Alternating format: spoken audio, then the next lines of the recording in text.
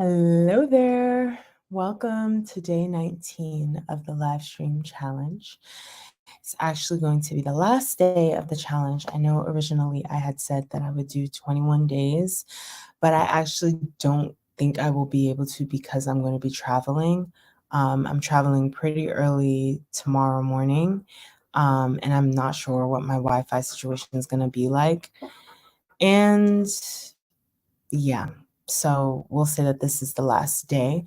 But if I, for whatever reason, am able to pop in, then I'll do another day or whatever. But for now, we'll say this is the last day. So in yesterday's live stream, I just took a look at an old video of mine and just kind of reviewed some of the sewing techniques or lack thereof that I was using and just gave my input on how I would have done things differently.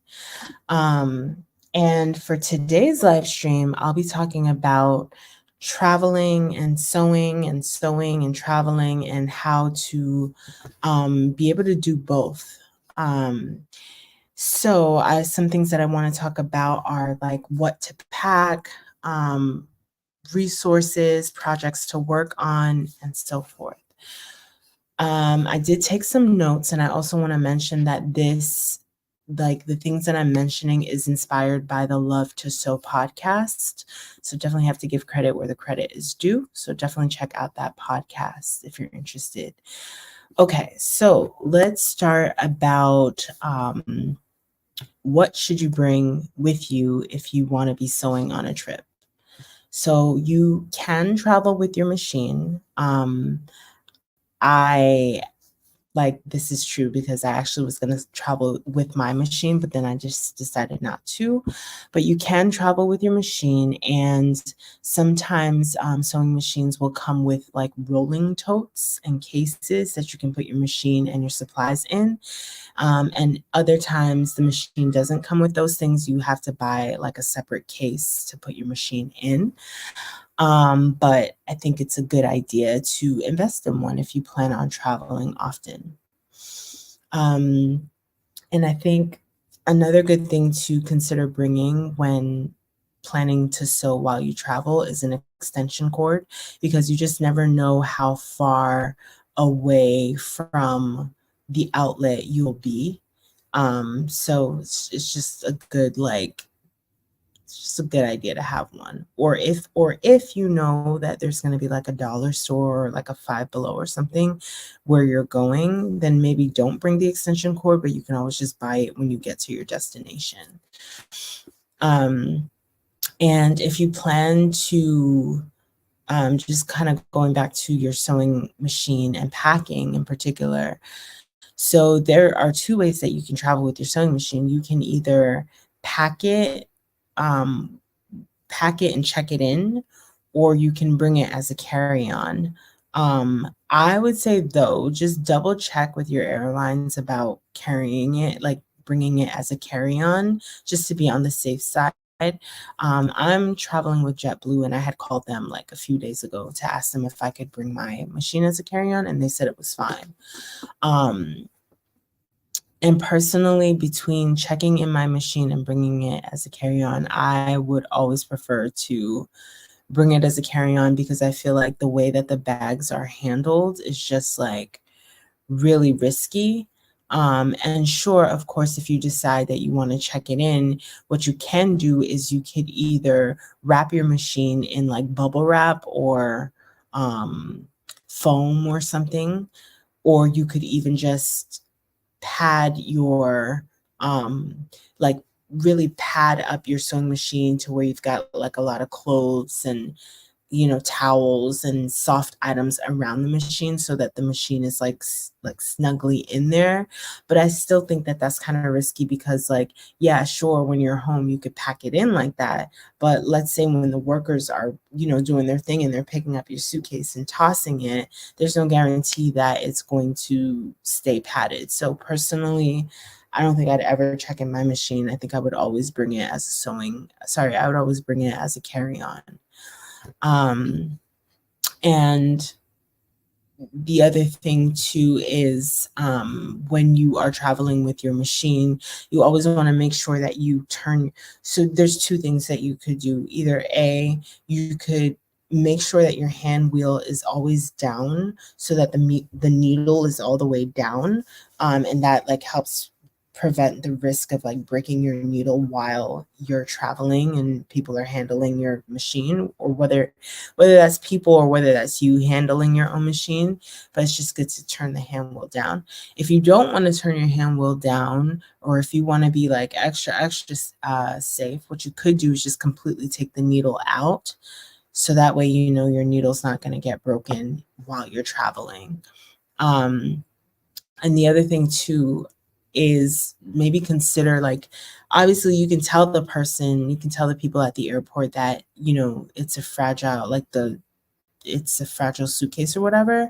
But I would say like maybe also consider getting insurance just in case anything like should happen, you know.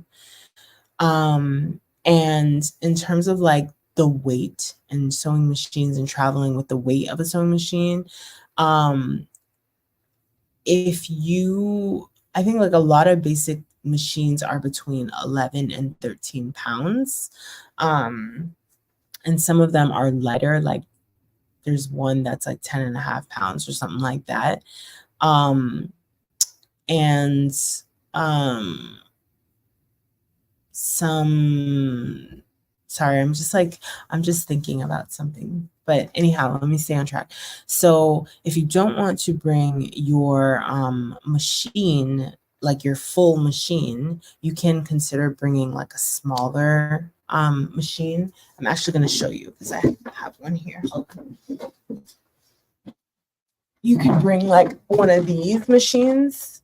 Shout out to Sandy for giving me this. But this is a smaller machine, but it still has all the full like function, like all the different like stitch types, and it can, you know, it can stitch automatically, or you could use like the presser foot.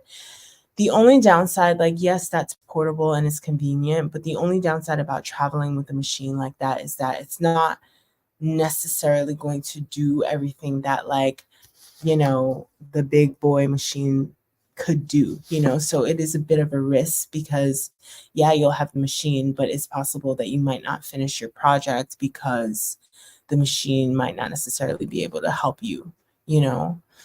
um and I think if you don't want to take the risk of traveling with your machine, whether that's because of like the weight or you just, you know, it being damaged, but for whatever reason, whatever your reasoning is, if you don't want to travel with your sewing machine, the other option is to just bring hand sewing supplies with you, like needle and thread and other notions like that.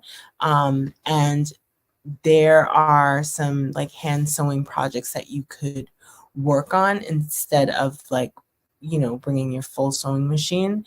Um, and some of the projects, like the hand sewing projects that you could work on, is like maybe like working on stitching a lining into a garment, or you know, doing a rolled hem, or adding buttons, for example. Or even if you're starting a project, you could like base stitch it.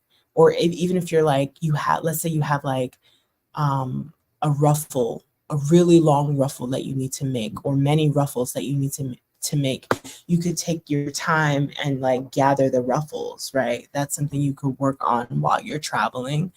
Um, and I'm sorry if I mentioned this already, but another thing you could do too is like, let's say you're starting a project, but again, you don't want to bring your sewing machine. What you could do is you could base stitch your project by hand, so that like, you know, once you're done base stitching and you go back home to your machine, you literally just stitch right over the base stitches. The only thing with that though is like, you just want to make sure, like personally, I would recommend that if you are going to do the base stitching like on your trip, I would I would recommend that you cut out all your pieces before you travel. So that way, like when you get to your destination, you literally just have to pull out the pieces and do your stitching instead of worrying about how you're going to cut everything. And to top it off too, you won't even need to like travel with scissors because everything will be cut out already. And there are, and aside from like doing like like the accessory, not accessory, but like the little, I don't know how to say it, but like the little like side plate projects, like the lining and the basting and the ruffles and stuff, aside from doing those like smaller type things, you could also create a full garment by hand stitching. Like, yeah, it will take some time and some work, but like you will feel great when you're done, right? And for example, you could create like a tote bag, or you could create like an eye mask, or like a mini pillow or something like that, or like a paperweight. Sometimes paper weights are made of fabric, and you just like take two rectangles of fabric and stitch them together and then just put some rice in it to create the weight. You could do something like that.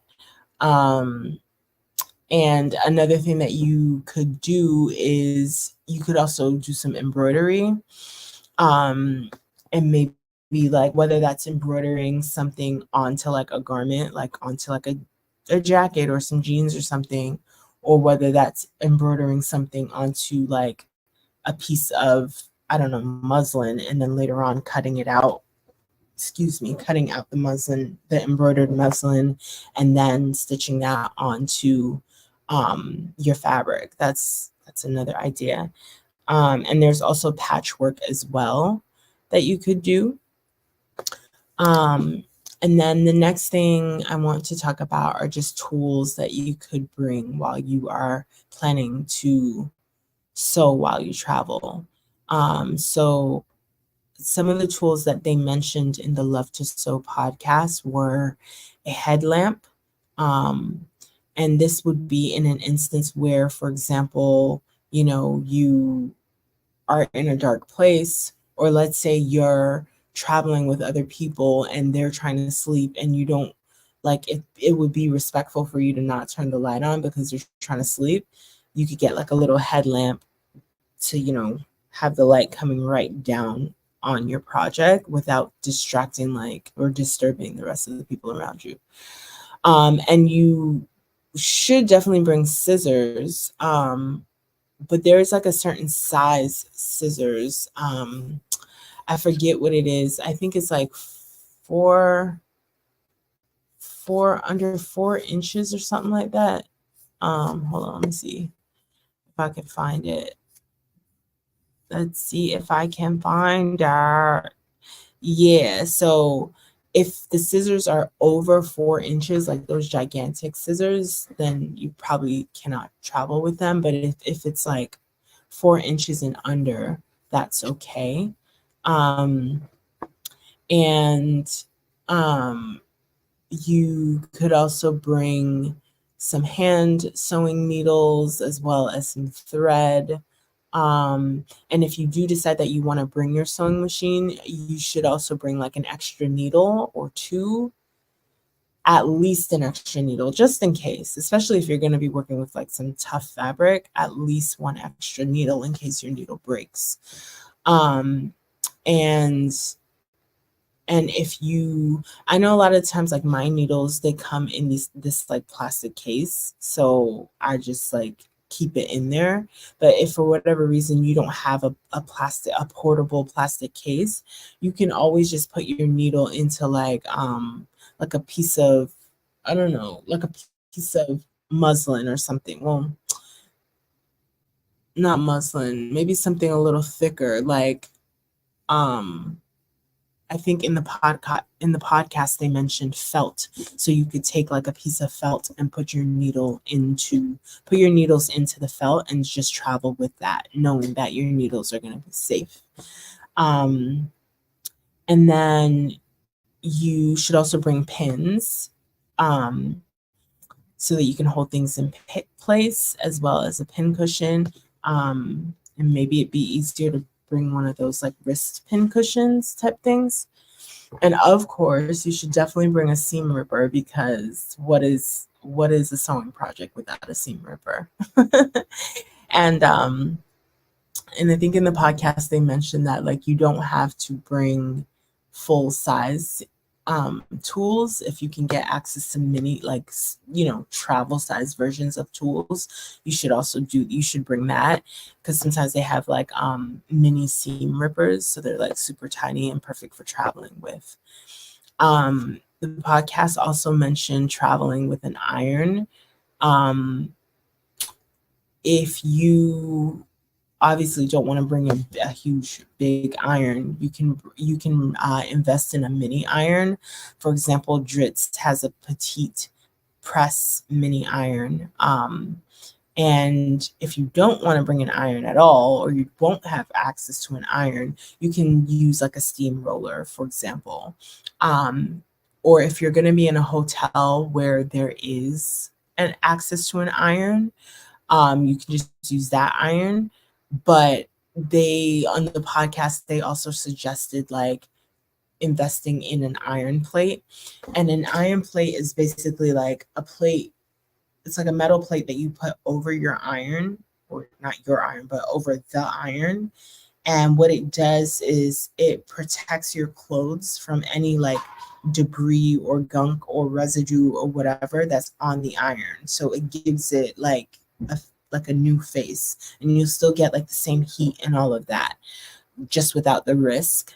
And in pairing with the iron plate, one second.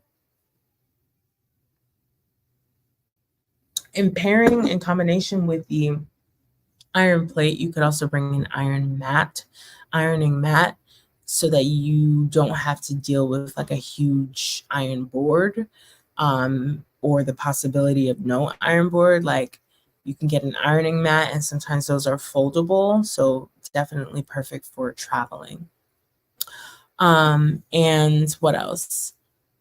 And then in terms of like the actual traveling and all that, I would say like if you're going to a place that you're not familiar with, or even if you are familiar with it, I guess it goes either way. Like, before you travel, you should research your destination to see like if they have any places that have like sewing studios, or places where there are like sewing shops, or places that are like, if there are like creative spaces or like art centers or something like that, that would allow you to like use a sewing machine, whether if that's paying for it or whatever, um paying for it on an hourly rate or daily rate or whatever. And other good places to consider are places that have like sewing classes. Sorry, I'm so tired. Places that have like sewing classes may also be like good for when you're traveling. You can like hit up one of those places and be like, hey, like, can I come in and use a sewing machine? But definitely look into like your destination before you get there, to see what sewing places and studios and classes they have. And you can also try like meetup.com and see if there are any like sewing meetups. And another one is you could try like Airbnb. I think sometimes on Airbnb people will have like sewing classes. So you could try that too.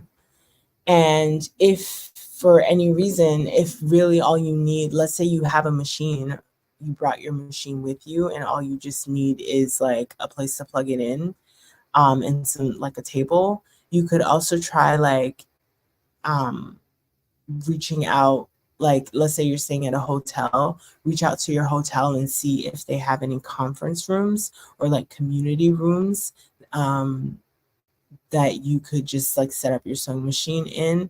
Other good places may be like community centers, or like libraries or colleges or parks. Um, places like that that would have like a communal space where you can just plug in your machine. Um, and and then the final thing I'll mention before I get off, because 20 minutes of talking. Woo!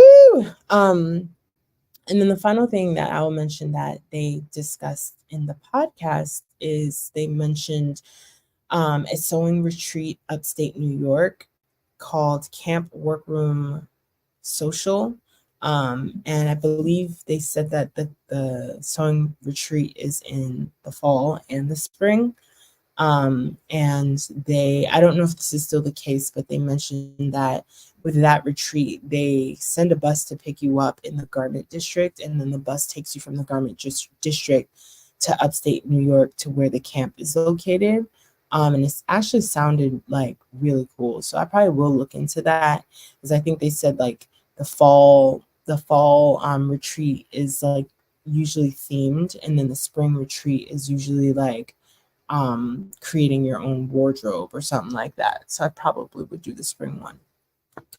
But yeah, that sounds cool. And like I would say also too, like if you're traveling, or let's say if you don't have a destination that you want to travel to, but you want to travel and you want to sew while you travel, the other thing you could do is just look up a sewing retreat. Like look up a sewing retreat for the dates that you want to travel, or just look up a sewing retreat for a location that you want to travel to, or whatever, however you want to do that, whether it's by the date or the location, or you just want to wing it. Just look it up and then go to that place, knowing that like you're gonna meet other people who like to sew, and you're probably gonna just have a good time, because the sewing community is like, it's a vibe. We are a vibe. Um, and that is about it. I hope you guys found this live stream helpful and these tips helpful. Again, as an artist, I have to give credit where credit is due. I got these notes and ideas from the Love to Sew podcast, so you should definitely check it out. Such a great resource for sewists. And of course, I did add my own, like, my little own touches. I put my own seasoning in it, but the inspiration definitely did come from Love to Sew. So check them out. And that is it. Until next time. Ciao.